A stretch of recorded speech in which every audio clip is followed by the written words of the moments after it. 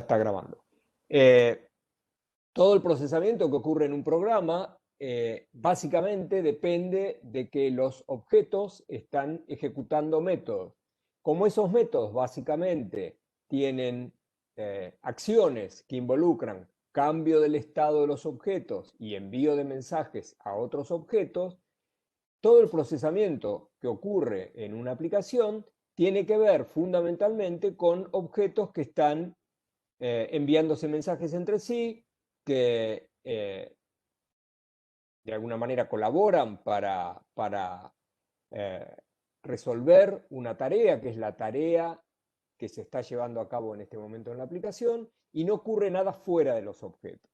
Eso es lo, digamos, más importante del paradigma. Es importante también ser conscientes que cuando nosotros pensamos la aplicación en un nivel más cercano a la solución, no en comprender la aplicación, sino en diseñarla, en analizarla, en modelarla y en programarla, lo que hacemos en los lenguajes de programación actuales o de modelización como UML es describir clases.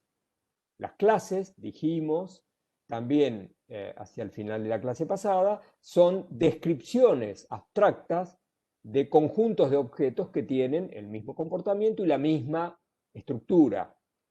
¿Sí? Por ejemplo, cuando definimos la clase banco, lo que estamos haciendo es describir cómo se va a comportar cualquier instancia de esa clase, cualquier banco, y qué forma van a tener los bancos desde el punto de vista de nuestra aplicación. Lo mismo cuando definimos una clase estudiante, plan de estudio, cátedra, caja de ahorro, cuenta bancaria, etcétera, etcétera, etcétera.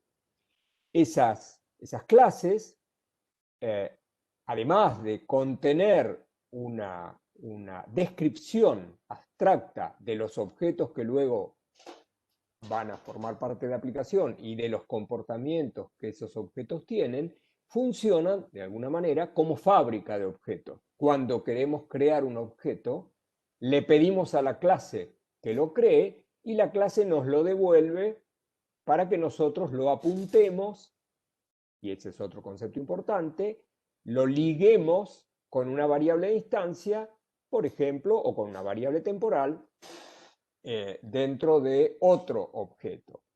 Como dijimos hace un ratito, que todo lo importante que ocurre en una aplicación, digamos todo lo que ocurre en una aplicación ocurre dentro de los objetos, otra cosa importante que ocurre dentro de los objetos es la creación de otros objetos.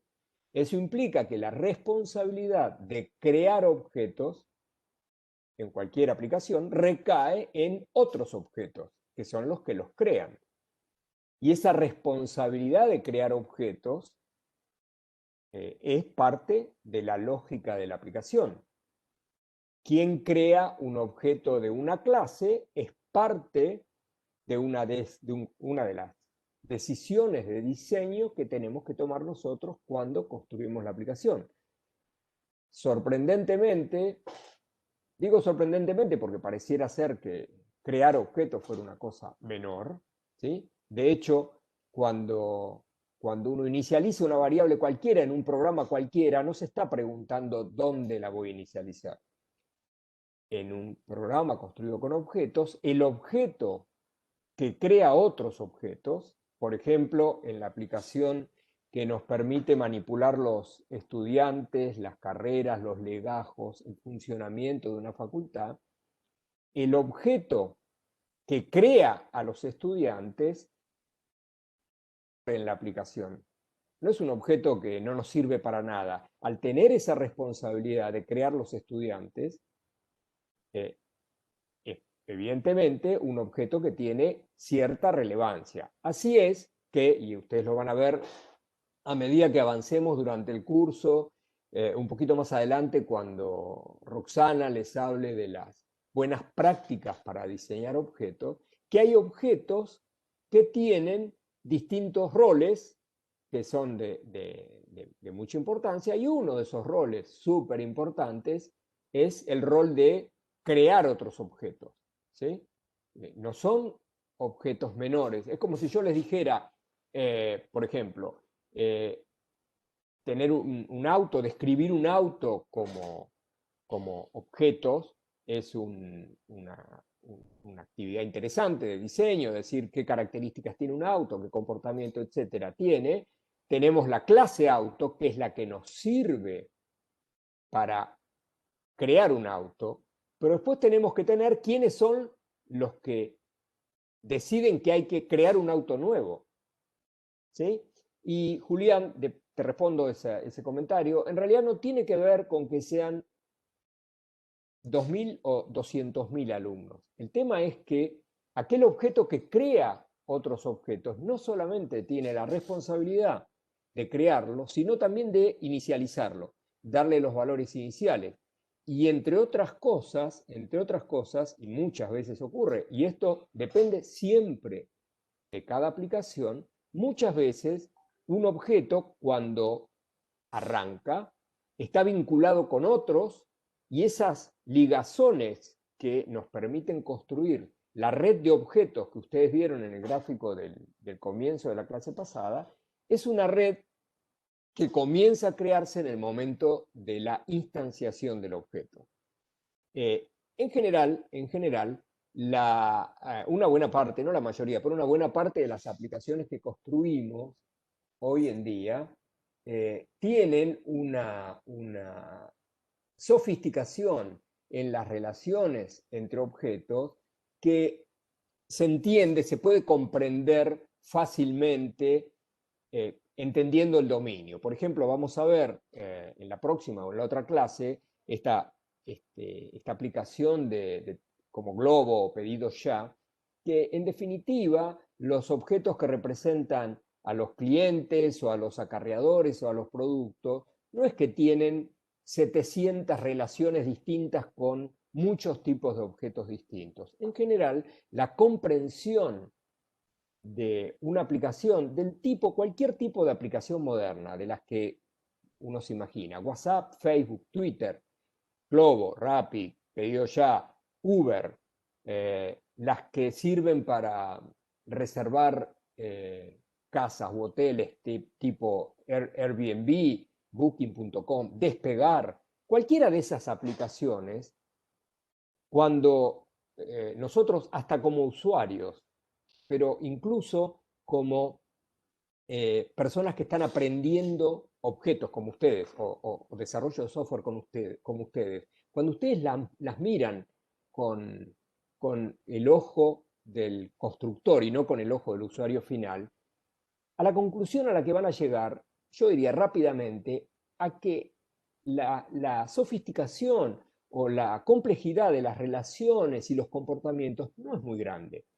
En otras palabras, cualquiera de ustedes que haya tomado un curso, yo diría básico, como el que damos nosotros, de orientación a objetos, y conoce bien un lenguaje de programación, puede participar sin ningún tipo de duda en un equipo de desarrollo de una aplicación de estas, cualquiera que mencioné. Porque la dificultad, creo que se los comenté en el video de bienvenida, la dificultad no es tener la primera aplicación, la primera versión de la aplicación funcionando. La dificultad es que esa aplicación cambia todo el tiempo y aparecen cosas nuevas. Y entonces ahí está la clave de cuando un diseño es bueno o no. Cuando tenemos que emparchar y cada parche hace que la aplicación se nos venga abajo, o cuando todo fluye sin ningún tipo de parche porque agregamos comportamiento nuevo, porque de alguna manera agregamos clases nuevas y no tenemos que tocar las clases viejas, ¿sí? Hay un conjunto de cosas que ustedes van a aprender durante este curso, el curso que viene. En realidad uno sigue aprendiendo todo el tiempo buenas prácticas para que la aplicación, como dice Julián, escale razonablemente, no solo escale en complejidad, sino también escale en cantidad de datos u objetos que manipula. Antes de contestarle a Diego, una recomendación que le hacemos siempre, o que particularmente yo le hago a cualquier persona que va a trabajar en construcción de software, que a mí me sirvió mucho no cuando estudié, porque yo mi carrera de grado la hice hace 250.000 años, pero cuando hice mi doctorado, que ya era más grande, a mediados de los 90, a mí me sirvió mucho para entender la complejidad del tipo de aplicaciones sobre las cuales yo me focalizaba, que eran las aplicaciones web. A mí me sirvió muchísimo volverme un usuario de cualquiera de esas aplicaciones que mira las aplicaciones desde una óptica distinta. Quiero decir, es una buena práctica para alguien que está aprendiendo la disciplina de construcción de software. No se olviden que ustedes no son, ya no existe más esa división entre programador, diseñador, analista, tester. Puede ser que en una compañía ustedes les den un rol u otro, pero la realidad es que cualquiera de ustedes en todo momento va a estar haciendo análisis, diseño, programación, testing.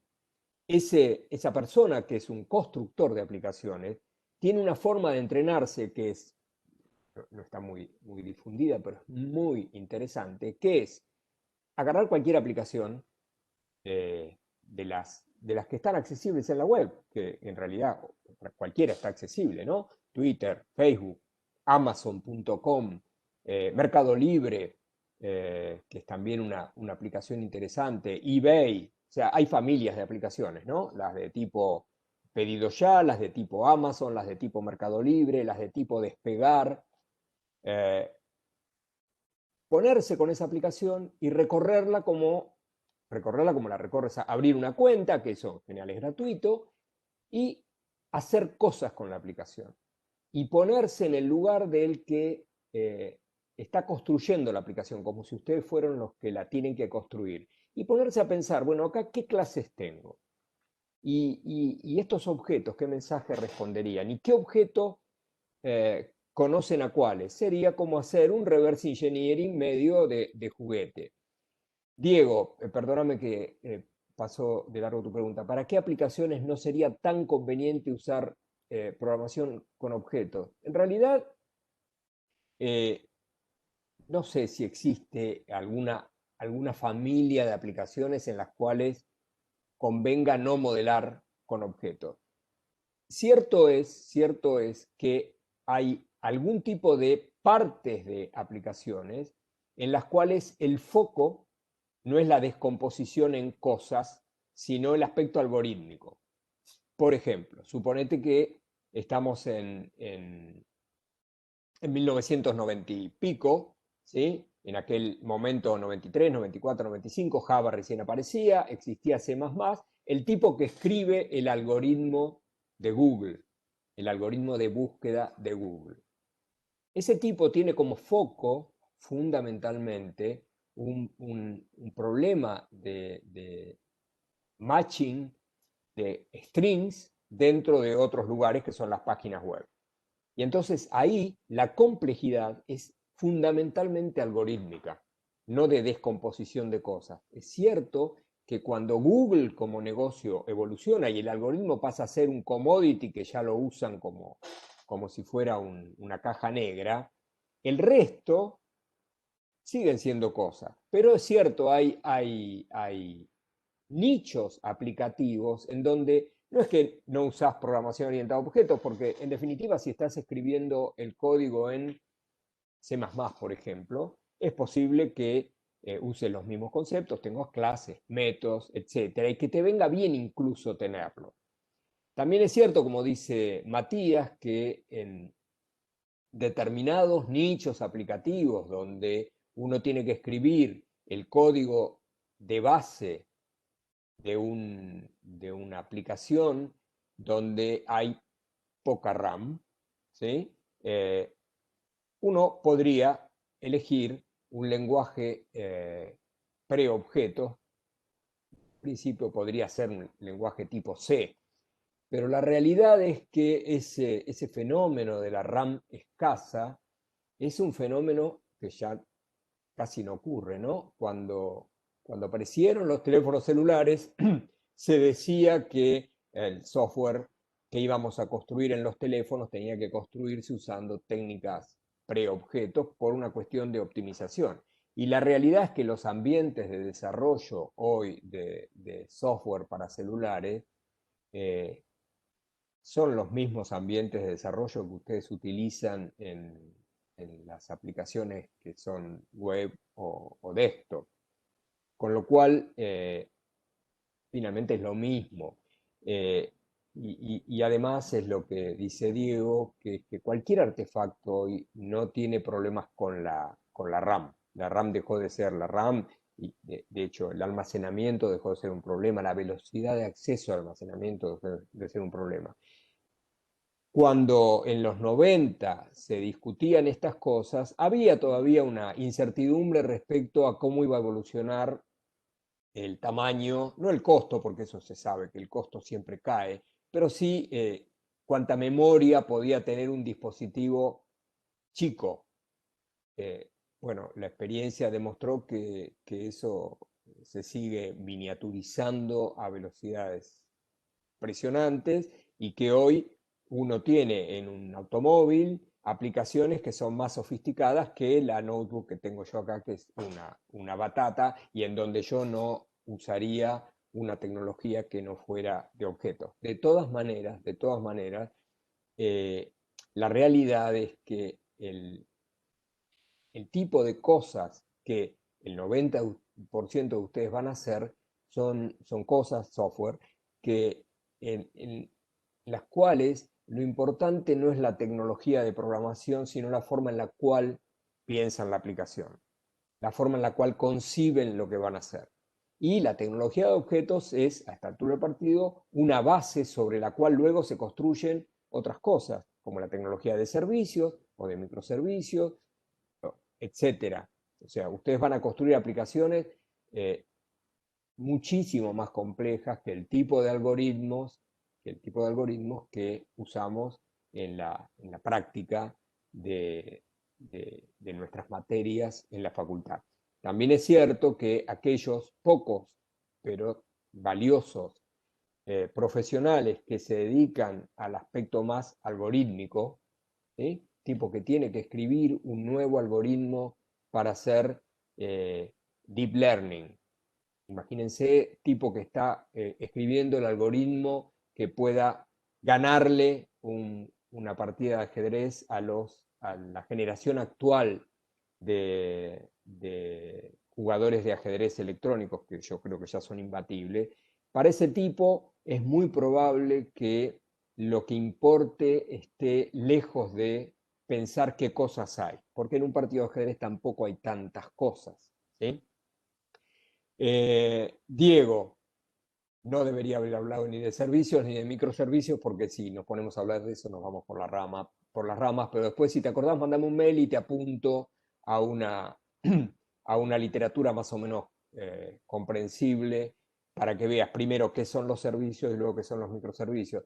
Digamos que así para hacerlo eh, sin hacerlo muy largo, es una de las tecnologías de moda que se utilizan hoy, que puede ser que en 5 años nos hayamos olvidado. Juan, hago un comentario más respecto a la clase anterior y hablo del tema de los exámenes. En realidad pensaba hablarlo en la próxima clase, pero ahora hago un comentario.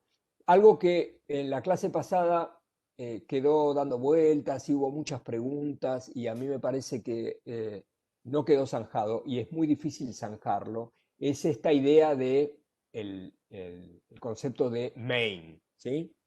El concepto de main que, tal cual alguno de ustedes decía con razón, tenían que utilizar cuando escribían un programa en una de las materias que hicieron.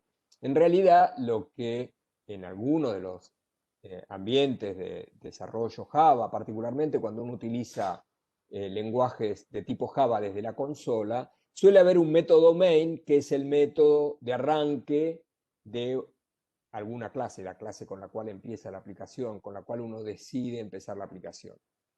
Sin embargo, que uno tenga una clase a la que le pone el nombre main, como cualquier nombre que se puede poner, o un método dentro de una clase cualquiera que se llame main, eso no significa de ninguna manera que la idea, el concepto de programa principal de la programación procedural básicamente la que está asociada al desarrollo top-down, se reproduzca en ningún otro de los paradigmas que ustedes van a aprender con el tiempo, particularmente en objetos, porque el concepto de main, tal cual ustedes lo conocen, es un concepto que básicamente implica una estructura jerárquica monolítica cuya raíz es lo que normalmente llamamos main, programa principal, que es el punto de entrada y de alguna manera el distribuidor del flujo de la aplicación, ¿sí?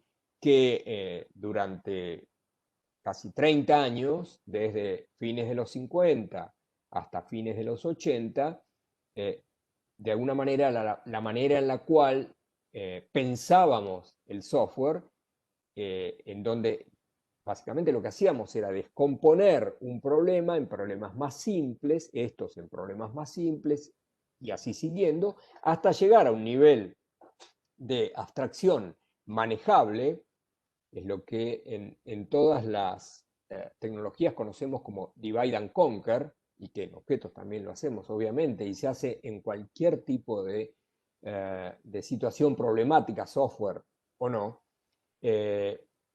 Y ese divide and conquer nos llevaba hasta procedure muy simples. Pero la clave de la idea de main es que el flujo siempre empieza ahí. Lo que cambia en la orientación a objetos, cuando uno mira el programa como una cosa que es un plano de objetos que están puestos por ahí, que se mandan mensajes en forma arbitraria, es que realmente no hay un objeto más importante que otro. No lo hay.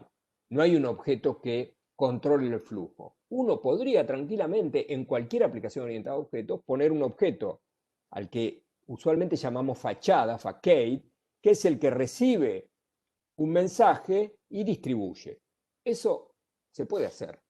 Incluso, en muchos casos, el uso de facades en sistemas legados, sistemas legacy, y yo tengo un sistema que fue construido con cualquier tecnología y que lo tengo acá y que lo quiero usar desde otro lugar, le pongo un objeto que funciona como fachada, que hace de interfaz entre lo que viene externo. Sí, es un wrapper, pero no tiene exactamente la funcionalidad de wrapper, sino de fachada. Es la fachada de este sistema. Parece un wrapper, pero no es exactamente un wrapper. Es más una fachada. Pero independientemente de que uno puede hacer eso, cuando construimos cualquier aplicación con objetos, en todo momento estamos hablando con objetos distintos como objetos fundamentales. Y además, la diferencia más importante es que cuando pensamos la aplicación, no hay un objeto o una clase, ¿sí?, que nos interese más que otros y que la llamemos principal. En distintos momentos de la comprensión de la aplicación por parte nuestra, hay objetos que son más importantes que otros. Ninguno de ellos tiene el rol de distribuidor absoluto del flujo del comportamiento. Y eso lo van a ver ustedes desde acá hasta que se agote la carrera de ustedes como carrera profesional de ustedes, y cada vez va a ser, lo que va a pasar es que cada vez se vuelve más, esa diferencia se vuelve más extrema, más dramática, porque en realidad todo el tiempo estamos hablando con objetos sueltos. Cuando entramos a una aplicación hablamos con uno o con otro o con otro. ¿Cuál sería el main? ¿Cuál sería el que hace de distribuidor? Si nosotros todas las aplicaciones las construyéramos con una especie de embudo al revés, donde tenemos que entrar por un agujerito chiquito, que es el main, para después salir hacia el otro lado, nuestras aplicaciones serían extremadamente monolíticas, muy difíciles de cambiar, porque estaríamos todo el tiempo cambiando ese main, esa cosa que llamamos main. No, Julián, el concepto de cascada es un concepto que tiene que ver con el modelo de desarrollo de software que usamos más allá del paradigma de diseño o programación. Quiero decir, podemos usar cascada, que ahora explico lo que es, con programación procedural, programación orientada a objetos o cualquier programación. El modelo de cascada, que es un modelo, una estrategia de desarrollo de software, también de las primeras que usamos en la comunidad de ingeniería de software, se llama cascada porque empieza con las actividades de análisis de requerimiento, sigue con las de diseño, sigue con las de programación y sigue con las de testeo. Y la idea de la cascada es que hasta no completar un nivel de la cascada, hasta no tener todos los requerimientos listos, no hacemos diseño, hasta no terminar el diseño, no programamos, y hasta no terminar de programar, no testeamos. Esa idea que durante también un par de décadas fue predominante, tenía una cosa atractiva que de alguna manera nos organizaba el trabajo de forma tal que tuviéramos una actividad completa antes de pasar a la más de menor nivel de abstracción, ¿no? De requerimientos, diseño de programación, etc. El problema que tiene la cascada, como cualquier cascada, como Iguazú, es que de arriba hacia abajo se cae fácil, de abajo hacia arriba es medio complicado subir. Y entonces, ¿qué ocurría? Cuando llegábamos al nivel de abajo y nos dábamos cuenta que había algo que estaba mal arriba, subir para cambiarlo de arriba era un bardo. ¿Sí? Inclusive la idea de waterfall, que es el término que se utiliza en inglés, es bastante gráfica. Con los años se aprendió que hacía falta otros modelos de desarrollo. Y aparecieron, por ejemplo, el que se llama iterativo o incremental también, que uno va de a pedacitos y de a poco va haciendo una espiral cada vez más grande hasta que llega de alguna manera al nivel más externo. Todos ellos, el modelo de cascada, espiral, incremental, todos ellos adolecían, esto se empezó a comprender a principios del siglo, del problema de asumir que siempre conocíamos todos los requerimientos y que además ese conocimiento nos garantizaba que estábamos blindados a los cambios, porque por ejemplo los requerimientos, como ya los conocíamos todos, ¿qué podía pasar? Podía pasar que el programa estuviera mal escrito. Lo que se comprendió es que eso era imposible, que nunca conocíamos todos los requerimientos, y al no conocer nunca todos los requerimientos, porque los requerimientos cambian todo el tiempo, necesitábamos una forma de encarar el desarrollo que tuviera en cuenta esa situación. Y en el 99, 2000, por ahí, aparece y se hace popular a posteriori lo que se conoce como el movimiento de los métodos ágiles. ¿Sí? En los métodos ágiles, el término, como todos los términos que usamos nosotros, son completamente presuntuosos y tienen una cosa cool, porque la gente que hace software tiene esa cosa de inventar nombres que sean bonitos y de mercado. La idea de los métodos ágiles es que son ágiles, ¿sí? Es que uno puede volver para cualquier lado, como uno es ágil, se mueve para atrás, para adelante, para el costado, rápidamente, sin quebrarse. Entonces, en los métodos ágiles, lo que nunca se asume que uno conoce todo, y se hacen ciclos cortitos, donde los ciclos son: hago análisis, hago diseño, hago programación, le muestro al usuario, el cliente, el tipo está feliz, entonces vuelvo y hago otro poquito de análisis, otro poquito de programación, vuelvo a juntarme con el usuario, y en cada vuelta, que se llaman iteraciones, avanzo un poquitito. Y ese avance, de alguna manera, me garantiza de alguna manera, la satisfacción, la alegría del cliente, que es en definitiva quien paga. ¿Sí? Una cosa que ocurría con el tiempo es que, hablo de los 70, de los 80, etcétera, es que, y hay muchísimos artículos sobre eso, cuando uno lee los números de éxito y fracaso del software, son para pegarse un tiro. O sea, el gasto en proyectos de software que nunca se llegaban a usar era monumental. Millones y millones de dólares en proyectos que cuando se terminaban no servían para nada. Y eso tenía que ver con que el cliente, el que había pagado ese desarrollo, se daba cuenta cuando el software estaba listo que no era lo que él quería, pero había un contrato firmado. Y ese contrato firmado decía: yo quería esto. Bueno, pero no era esto lo que quería. Así, ese es otro de los motivos por los cuales las metodologías ágiles se vuelvan populares. Y no hay, perdóname, Nicolás, que demoré en contestarte, no hay un tipo de proyecto que sea más, digamos, indicado usar métodos ágiles u otros. Hay algo que es cierto que ocurrió en estos 20 años desde que aparece el movimiento ágil, que es que las metodologías ágiles se fueron un poco por la banquina con los años y en realidad desapareció en la práctica, desapareció el concepto de diseño, ¿sí? Y digo en la práctica porque es en las instalaciones, en los ámbitos de programación donde se construye, el flujo de construcción de software pasa de pequeños, pequeñas fotos de los requerimientos que se llaman user stories, algo vamos a hablar posiblemente más tarde en este curso, historias de uso se llaman, que son básicamente pequeñas descripciones de lo que va a ser el sistema. Se pasa de ahí al código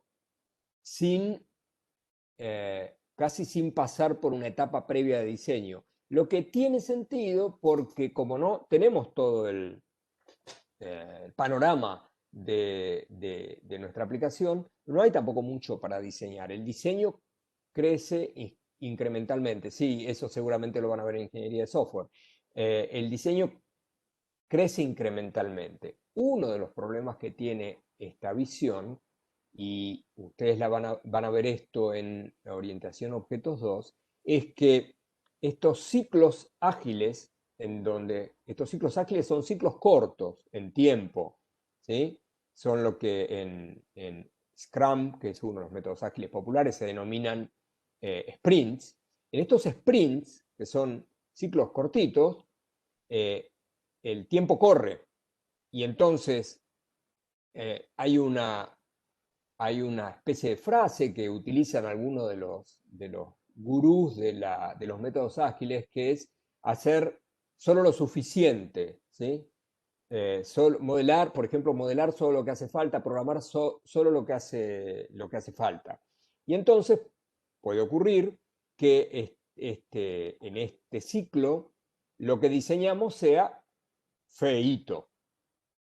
Feíto significa que, por ejemplo, nos hayamos llevado puestos conceptos que ustedes van a aprender acá, como por ejemplo el concepto de polimorfismo o la construcción de buenas jerarquías. Bueno, hay una técnica que ustedes van a aprender en el tercer año, que se llama de refactorización, refactoring, que básicamente lo que permite es que antes de empezar el próximo ciclo, con algo que es un moco de código, transformarlo en algo que quede bonito, modular, adecuado. ¿Adecuado a qué? A los cambios que van a venir siempre, todo el tiempo.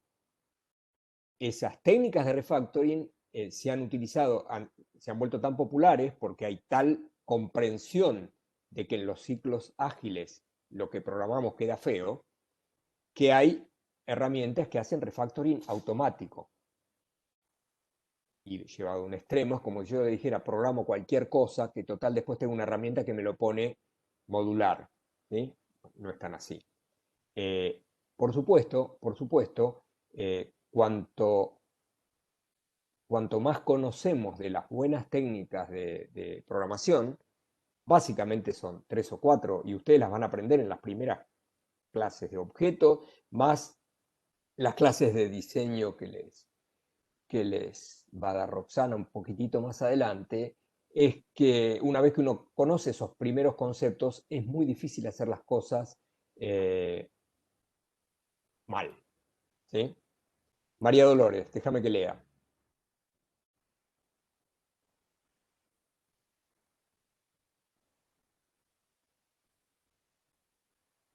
Suponete, no sé si llegaste a leer la especificación de ese sistema que vamos a ver de ejemplo, que es el de Globo, que es el de Rappi, Pedido Ya, ¿sí?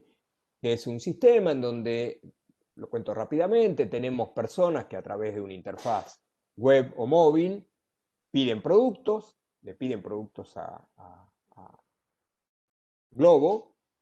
Ese producto, ese pedido se le asigna a un acarreador, ese acarreador va a un negocio que básicamente vende ese producto y después se lo lleva al que compró, le cobra lo que corresponde, o ese cobro se hizo por tarjeta de crédito cuando la persona hizo el pedido, y ese acarreador además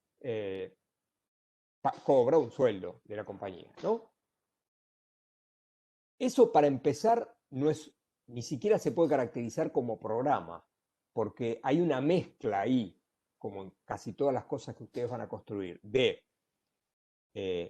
personas, los acarreadores, los usuarios, productos, lo que se compra, etcétera, y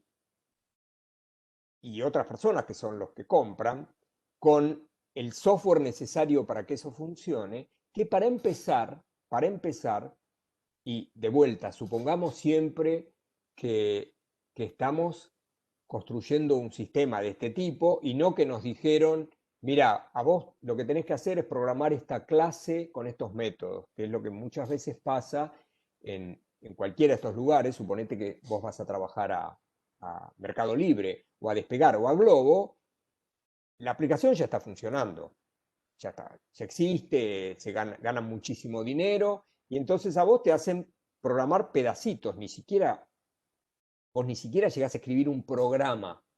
Vos escribís unas clases que posiblemente al principio, cuando empieces en la compañía, te den masticado, mira, tenés que programar la clase tal cosa o tenés que desarrollar la interfaz para tal otra cosa. Ahí no hay tal cosa como programa. Pero suponete que estamos en el momento cero de Globo. Yo soy el dueño de esta compañía, tuve esta idea, no hay ningún competidor todavía, o sea, tengo tiempo y quiero construir este software. ¿Cómo empiezo? ¿Cómo empezamos? No sé, porque ni siquiera conozco cómo va a funcionar. Entonces yo podría empezar, por ejemplo, programando el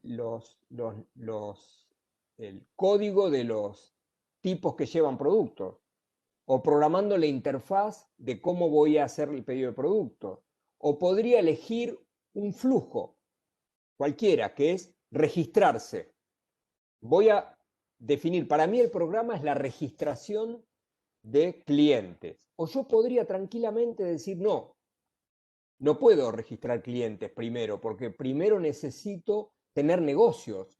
O sea, primero piensen no en el Globo actual, que directamente es una fiesta, sino en el Globo de hace 10 años, ¿no? Donde para vos poder pedir un producto tenías que decir a qué negocio, y ese negocio tenía que soportar a la compañía. Entonces, lo primero que por ahí, yo soy de alguna manera el que contrata el desarrollo, ¿no? Pero entiendo de tecnología, porque en general estas empresas tecnológicas son empresas cuyos dueños entienden de tecnología.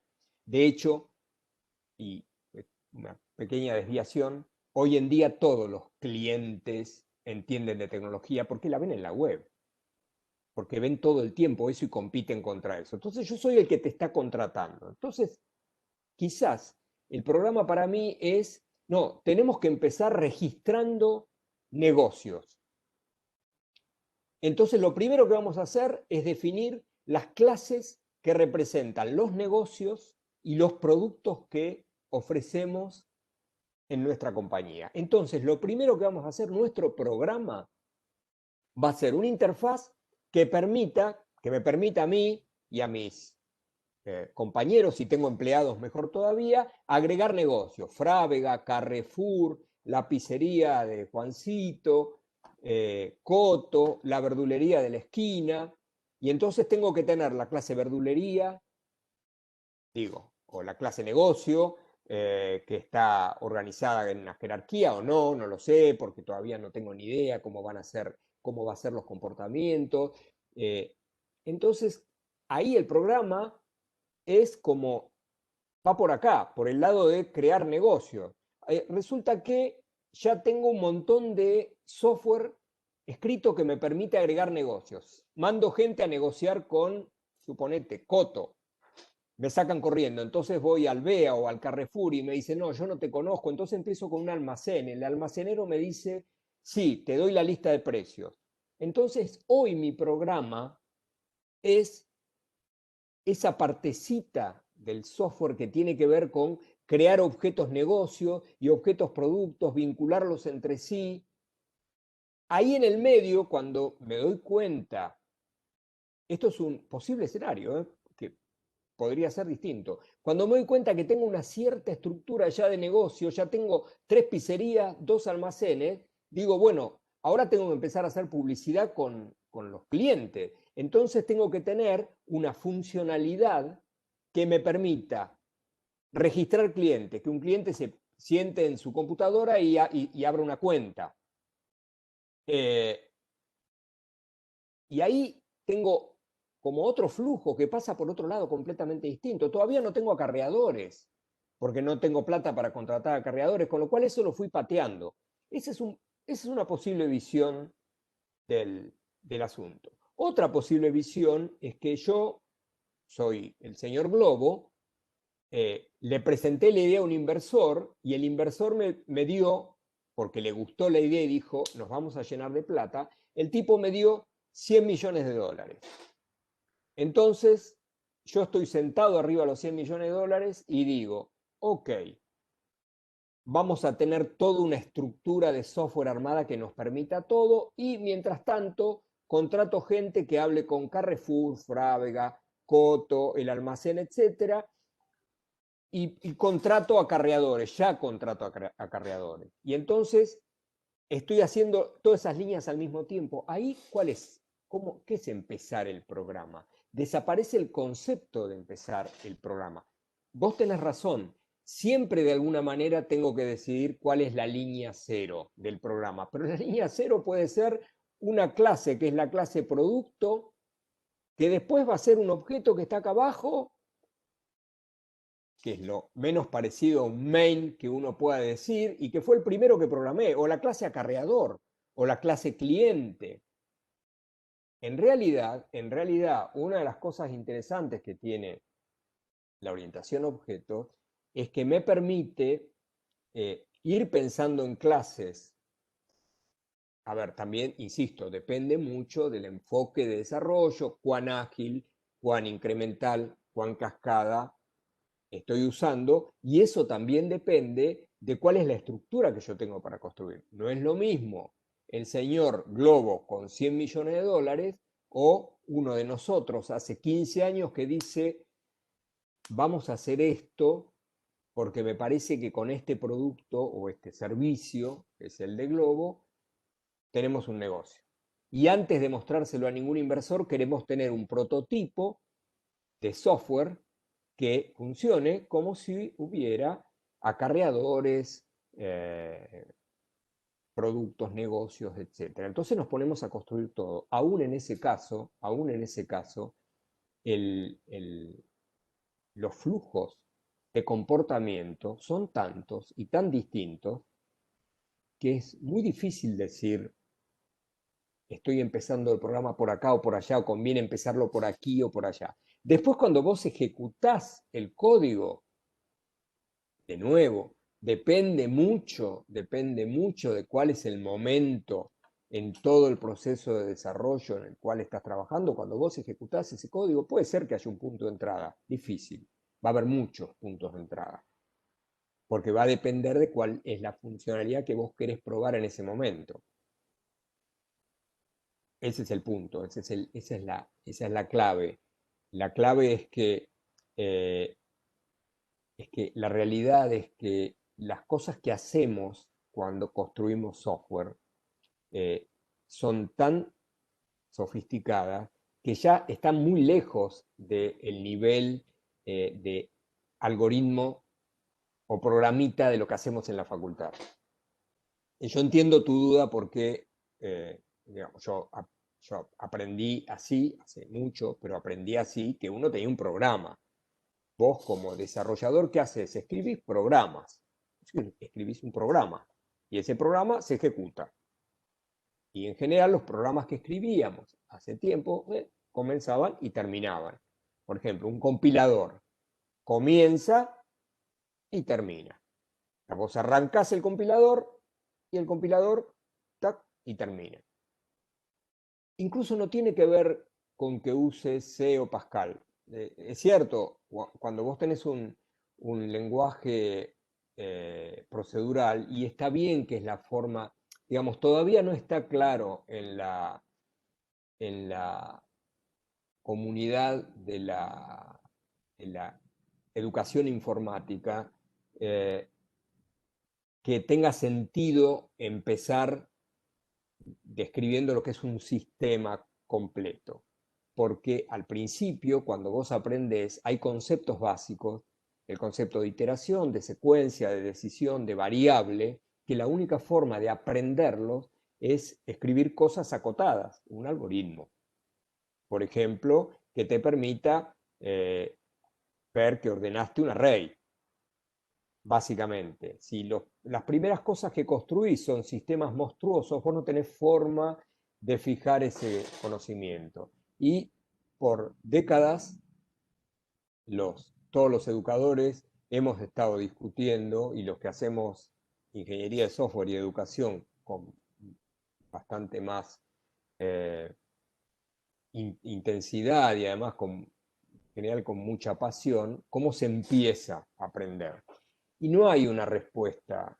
Ha habido durante décadas muchas pruebas de hacer las cosas distintas, pero lo que sí sabemos es que nuestros alumnos, cuando arrancan, tienen que aprender a escribir pequeños bloques de código. Y esos pequeños bloques de código, que son simples en general, que son procedures, básicamente, lo más razonable para que entiendan los aspectos tales como decisión, iteración, etcétera, es hacerlo en forma procedural sin mezclarles toda esta cosa de que la cascada y la agilidad o la complejidad de los sistemas que hacemos. Por eso yo digo, y les insisto, que es un buen ejercicio, incluso bastante más divertido que de hacer cualquier práctica, cualquier materia, sentarse en cualquier sitio web que tenga algún comportamiento, no un diario, porque los diarios, uno con el diario no hace nada, pero sí sitios tipo Mercado Libre o Amazon o Despegar, y hacer cosas.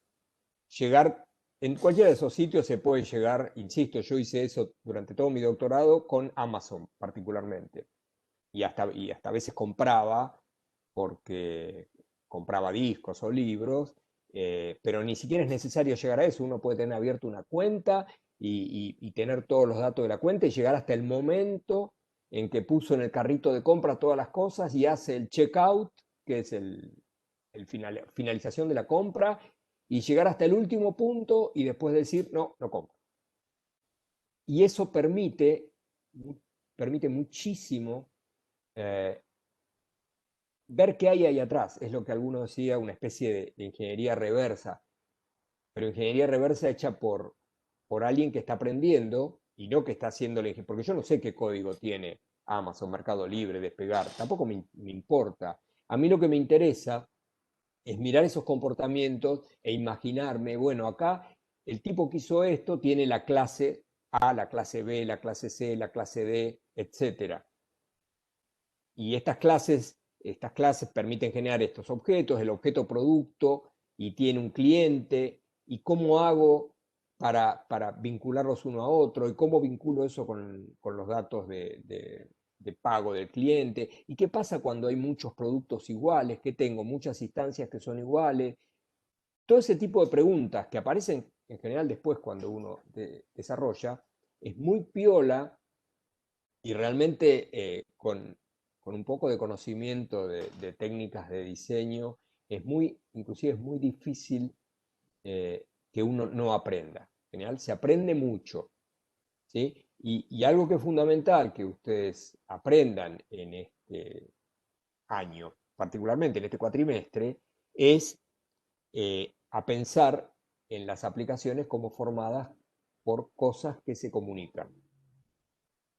Esa es una cosa fundamental. Y luego aprender ciertas propiedades que tienen esas cosas y que son fundamentales, como por ejemplo vamos a ver en la clase del martes próximo, el polimorfismo, el binding dinámico. Porque más allá de que les sirve para probar la materia, que ese es un objetivo bastante importante, diría que para ustedes tendría que ser el objetivo en este momento, eh, también marca la diferencia entre el que construye software bien, y entonces es una persona con buena reputación en el lugar donde está y seguramente va a ascender más rápido y va a cobrar mejor, eh, y además va a construir mejor software. Realmente la experiencia, no está dicho en el video de bienvenida, pero esto seguramente ustedes lo escucharon en todas las materias, o en alguna de las materias que cursaron, sin duda, pero es muy importante decirlo, nosotros como disciplina, como miembros de una disciplina, los que hacemos construcción de software, realmente somos de cuarta como conjunto, no individualmente, ¿no? Si ustedes miran los números, la economía del desarrollo de software desde que existen los fines de los 50, 60 hasta hoy, y la cantidad, el gasto en cosas que funcionan mal o que se caen todo el tiempo, es monstruoso. Es como si imagínense, ¿no? Cuántos edificios se construyen en el mundo. Si uno dijera, y uno cada 100 edificios se cae. ¿Cuándo se cae? Y 20 años después de construido, 10 años, 5 años. O sea, como si el caso este del edificio de Miami, que se cayó hace unos meses con gente adentro, ocurría todo el tiempo. Y no, lo que pasa es que calculamos mal la estructura, no teníamos todos los requerimientos, sí, ahí hubo un error. O los puentes, 2x3 un puente se viniera abajo. O cada tanto una central nuclear explotara. Uy, qué lío, explotó, hay que caer, había un bug y no hicimos bien el testing. Eso no existe. Hace décadas, no, ¿qué décadas? Siglos, desde los romanos, que la ingeniería de construcciones construye cosas que no se caen. Los aviones no se caen, los edificios no se vienen abajo, los puentes no se caen. Vivimos, yo estoy en un primer piso, tranquilo porque no me voy a caer. Ahora, nosotros construimos cosas que no funcionan mal, que tienen bug, que te sale una factura de luz con cualquier número por un bug. Que es cierto, uno mira lo que hemos conseguido y las herramientas, los celulares, realmente es una maravilla la velocidad con la que se construye.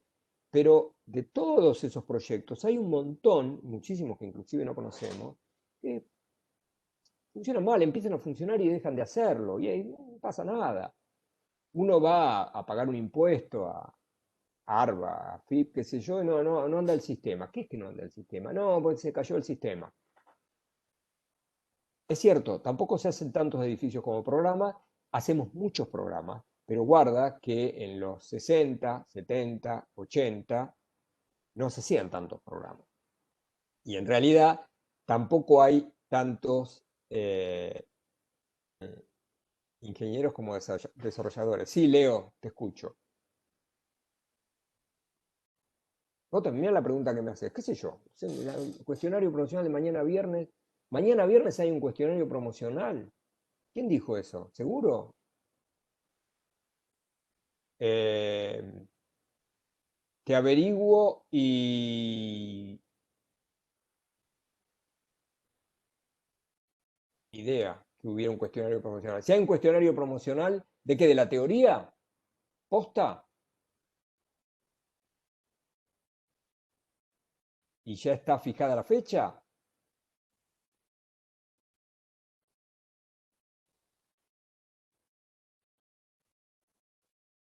Mirá, Alan ya ya te lo está respondiendo. Yo, lamentablemente, en esta compu en la que estoy, si me pongo a abrir el Moodle para ver eso, desaparezco. Lo cual, si querés, eh, eh, si querés y si no está en el Moodle, a ver, a veces me preguntan cosas que después yo veo que están en el Moodle, con lo cual no puedo responderle. Me resulta me resulta raro para el grado de cuidado que en general le intentamos ponerle a las cosas, haya algo y no esté avisado con tiempo. De todas maneras, Leo, te pido un favor, ¿por qué no mandás un mensaje ya vía el foro de Moodle haciendo esa pregunta? ¿Sí? Porque me extraña que habiendo recién empezado, recién empezado, y que todavía no empezamos las prácticas, eh, y no dimos nada de teoría, me extraña que les estemos preguntando algo. ¿Qué les podría preguntar yo a ustedes con la consulta esta que tuvimos hoy? No se me ocurre mucho. Yo tuviera que armar un cuestionario, ¿qué les puedo poner? ¿Qué les puedo preguntar? No me parece, no me suena y digamos, eh, sí, pero no. Si está escrito que hay algo mañana, ¿sí? Un cuestionario de promoción, yo ya te diría casi con certeza, sin mirar el Moodle ni nada, no, porque no tiene ningún sentido. Y si nosotros pusimos que mañana íbamos a tomar un cuestionario de promoción, es un error, porque no veo, salvo que sea algo que está armado y que... sí, sí, sí, entiendo.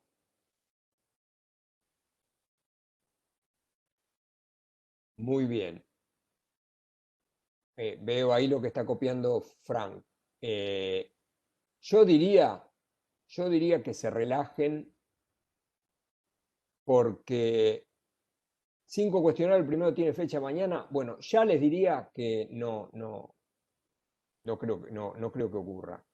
Eh, Estamos llegando al final del horario de consulta, con lo cual me viene bien cortar y ya mismo les pongo en el foro una respuesta. Pero si se hacen cada 15 días,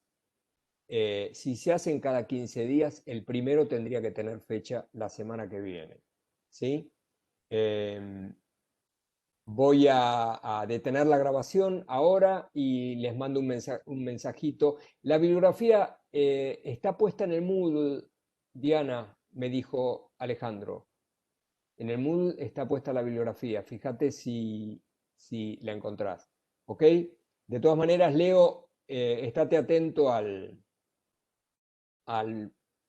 mensaje del foro que voy a mandar en un rato y además busco la bibliografía y les pongo un puntero para que la vean, ¿ok?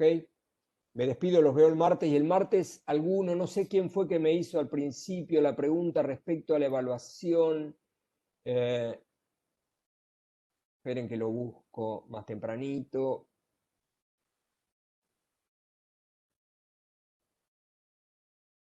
Bueno, alguno me preguntó que yo les había mencionado algo respecto a las evaluaciones. Le pido al que me hizo esa pregunta que me la repita el martes, así les cuento un poquitito este tema de las evaluaciones. ¿Ok? Paro la grabación ya.